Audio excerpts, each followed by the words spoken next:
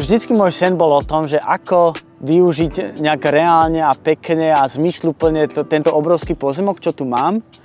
A umenie ma sprevádzalo celý život a vlastne stále ma sprevádza. A keď mám možnosť ho nejako ďalej odovzdať ľuďom, na Vysokej škole výtvarných umení som našiel Jana ako spolužiaka, ktorý mi tento sen pomaličky plní. A myslím, že si plní ten sen aj on. O odovzdávaní umenia širšej verejnosti. Som ten festival musel dať za brány svojho ozaj blízkeho okolia, tak dal som to až na humno, ďalej od privátnej sféry a tým pádom sa to oveľa rozšírilo, tie možnosti sú oveľa väčšie, môže prísť väčší počet ľudí, zažiť také dedinské humno už je pomaly veľká rarita, lebo už tie humná sa skracujú, zmenšujú, stavá sa na nich. Aj to ti neprejde auto, tu je úplný kľud. A čo mi strašne vyhovuje, že pre ten môj umeleckú tvorivú činnosť je to super, že nikto ťa to neruší. Ja si ani telefón neberiem do ateliéru. Takže mám totálny kľud.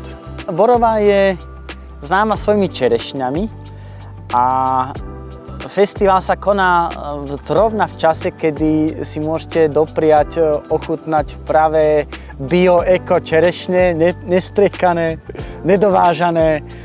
To je v rámci vstupenky, samozber čerešieň. A po prípade môžete aj vyliesť. To osadenstvo festivalu je naozaj že rodinne založené, že sú to rodiny s deťmi a hlavne sa prišli nejak vzdelávať a hrať a tvoriť.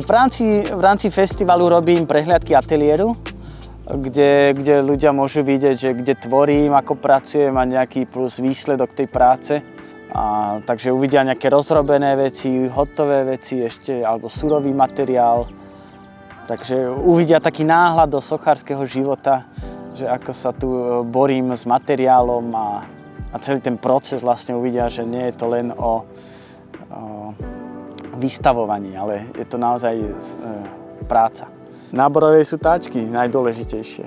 Ale jedni sú tu vystavené, že borovské táčky tam v dedine. No je to veľká legenda, nikto nevie, že ako to vzniklo.